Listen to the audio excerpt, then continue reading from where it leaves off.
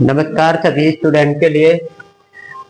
सभी स्टूडेंट इस समय रीट की तैयारी में लगे हुए हैं। आपको पता है रीट के जो फॉर्म है वो 16 दिसंबर से स्टार्ट हो चुके हैं।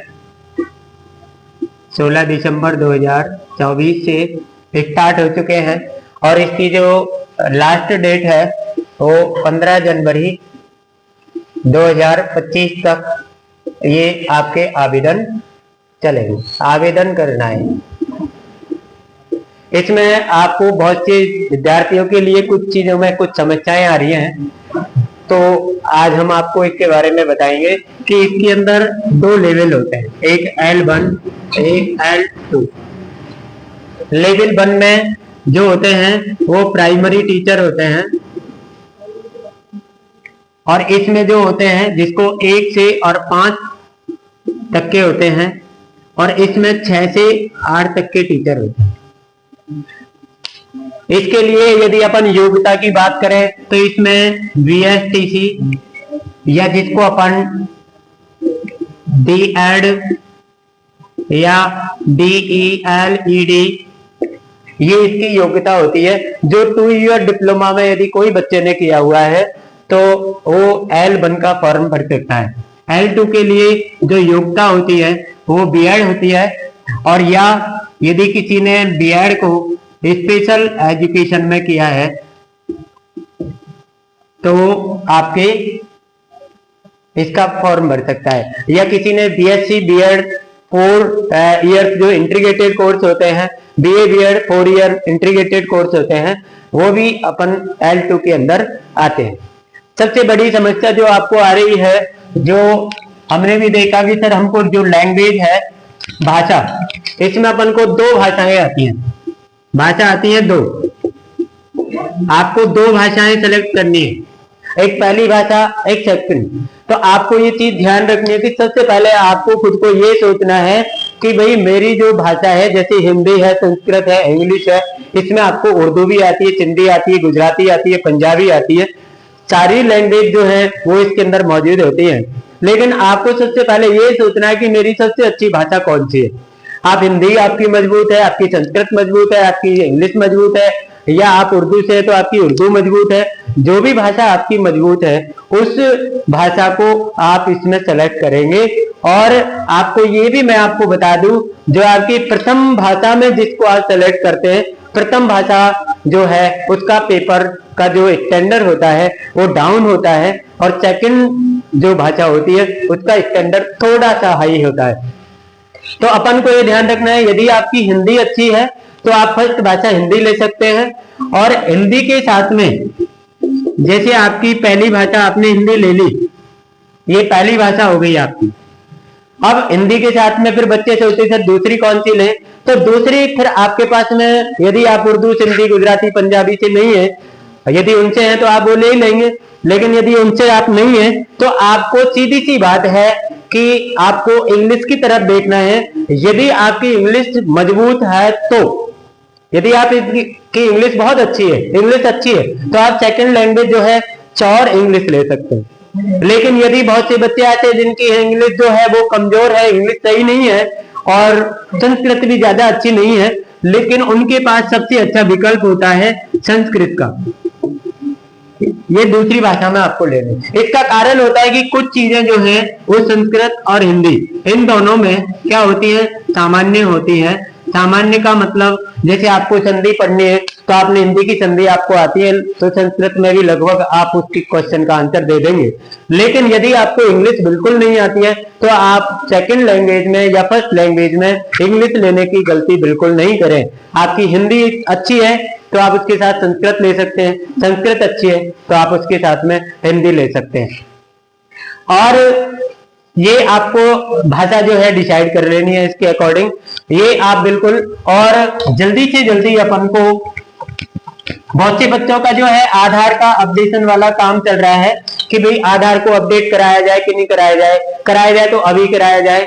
आधार अपडेट कराने के लिए आपको इतना ज्यादा जो है सोचना नहीं है। यदि आपके आधार में बहुत ही पुराना फोटो है या ऐसा फोटो है जिसको यदि कोई दूसरा पहचानना चाहे तो वो पहचानने में यदि कोई दिक्कत है तो आप अपने आधार कार्ड को अपडेट करवा सकते हैं, उसमें नया फोटो लगवा सकते हैं। और यदि किसी ने फॉर्म भरवा दिया है, बहुत से सोच रहे हैं कि फॉर्म भरवा दिया लेकिन आधार का अपडेट हमने नहीं कराया, तो आप बाद में भी करा सकते हैं, ऐसा कोई इश्यू नहीं है, क्योंकि आधार नंबर एक ही होता है।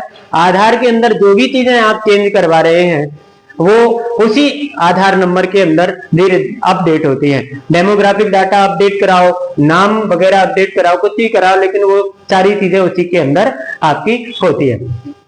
एक जो है वो आप फॉर्म जो है वो सब लगभग अभी भर दें, 10 जनवरी तक आप फॉर्म लगभग भर ही दें, क्योंकि आगे वेबसाइट पर जो है वो लोड हो सकता है और अंतिम समय में हम हड़बड़ाहट में भी होते हैं, कोई गलती हो जाती है, किसी में सुधार करने का मौका हमको प्राप्त नहीं होता है। पहली बार हमारी सरकार के द्वारा इस रीट के आवेदन में यदि कोई गलती रह जाती है तो उसमें त्रुटि संशोधन का कोई भी विकल्प उपलब्ध नहीं रहेगा। ये चीज अपन अवश्य रूप से ध्यान रख के चलें, इसलिए कोई गलती भी आपके फॉर्म में नहीं होनी चाहिए। दूसरी बात होती है कि इसके रेट की अपन तैयारी कैसे करें, तैयारी कैसे करें, ये सबसे बड़ा बिंदु होता है। तैयारी कैसे करें? बहुत से बच्चे जो होते हैं, जैसे जिन्होंने पहले रीट दिया है या रीट की तैयारी काफी दिनों से कर रहे हैं, तो उनको बहुत कुछ अनुभव इस बारे में होता है। लेकिन कुछ बच्चे जो नए जुड़ते हैं, जो अभी रनिंग में जिनकी डिग्री है या डिप्लोमा है, या फिर जिन बच्चों ने पहली बार इसमें बैठ रहे हैं, रीट के अंदर ज्यादा नॉलेज नहीं है, तो उनके लिए सबसे बड़ी जो मेन चीज है वो मैं आपको एक बिंदु बाई बिंदु आपको बता रहा हूं कि सबसे पहले जो पहला जो विकल्प है आपका वो है पाठ्यक्रम।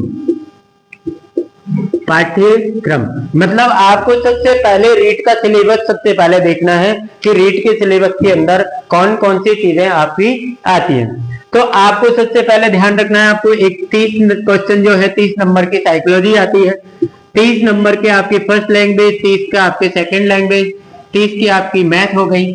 तो इस प्रकार से आपके जो है ये सारी चीजें जो है वो आपकी जुड़ी हुई होती है। आप इनको सबसे पहले अपने पाठ्यक्रम को देखकर उनका एक एक बिंदु जो है उसको क्लियर करने का प्रयास करेंगे। दूसरी चीज जो हमारी सबसे बड़ी कमी होती है वो होती है पाठ्य सामग्री का चुनाव। पाठ्य सामग्री का चयन, हम पाठ्य सामग्री का चयन नहीं कर पाते। कई बार ऐसा होता है कि जैसे माना कि मेरे पास एक बुक है, मैं उसमें से पढ़ाई कर रहा हूं, किसी दूसरे स्टूडेंट पर मैंने कोई दूसरी बुक देखी, मैंने उस बुक को हटा दिया और दूसरी बुक को मैंने ले लिया। मैंने किसी तीसरे पर देखी, कोई ऐड देख लिया, किसी विज्ञापन देख लिया, कहीं किसी कोचिंग वाले ने मुझसे कह दी। मतलब हम लगातार पाठ्य सामग्री जो है वो बदलते जा रहे हैं।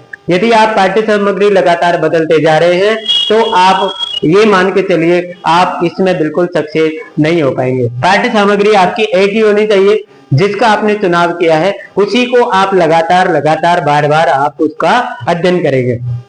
आपकी यदि वो पूरी हो गई है, आपने किसी टॉपिक को कंप्लीट कर लिया है, किसी लैंग्वेज को कंप्लीट कर लिया है, आपके पास समय है, आप उसी को दोबारा रिवाइज कीजिए, न कि किसी अन्य पाठ्य सामग्री पर आपका दिमाग नहीं जाना चाहिए। अगली जो चीज है कि बार बार आपका दोहरान होना चाहिए। बार बार दोहरान होना चाहिए, क्योंकि आपको पता है कि मनुष्य की जो प्रवृत्ति होती है वो होती है बोलने की। वो कोई भी चीज होती है जो समय के अनुसार उसको बोलता जाता है।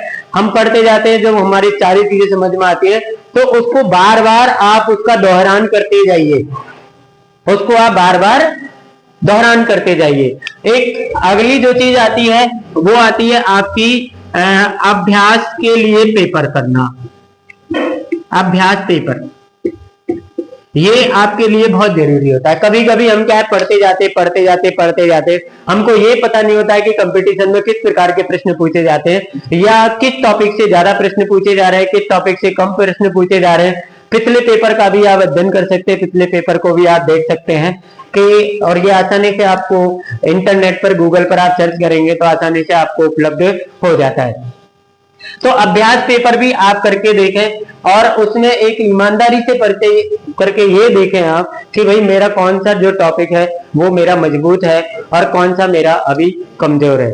जो चीज आपकी मजबूत है उसको और मजबूत करिए, और जो चीज आपकी कमजोर है उसको आप एक अच्छे लेवल पर पहुंचाने का प्रयास करें। एक बात जो होती है आपकी, बहुत से बच्चों के दिमाग में होता है कि भाई मुझे तो 90 नंबर लाने हैं। सबसे बड़ी जो समस्या है, आपके पास में 150 अंक होते हैं और 150 क्वेश्चन होते हैं, और 150 क्वेश्चन में से हमको 90 जो है वो प्रश्न सही करने होते हैं। जो कोई कैटेगरी में है तो अपनी कैटेगरी के अकॉर्डिंग जो है वो अपना लक्ष्य निर्धारित कर लेता है।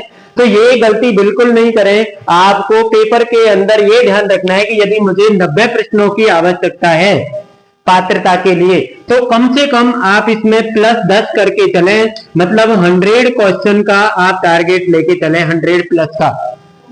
क्योंकि कई बार होता है कि कुछ प्रश्न सही होते हुए भी हमारे गलत माने जाते हैं, या कोई ऐसा ऑब्जेक्शन टाइप हो जाता है, या कभी कभी 2-4 क्वेश्चन हमारे डिलीट हो जाते हैं। आपने देखा होगा काफी पेपरों में प्रश्न जो है वो डिलीट हो जाते हैं, और बाई चांस वही प्रश्न हमारा सही था और वही प्रश्न आपका डिलीट हो गया, तो ये आपके फिक्स 90 थे तो वो 90 में माइनस हो जाएगा और आपकी पात्रता चली जाएगी।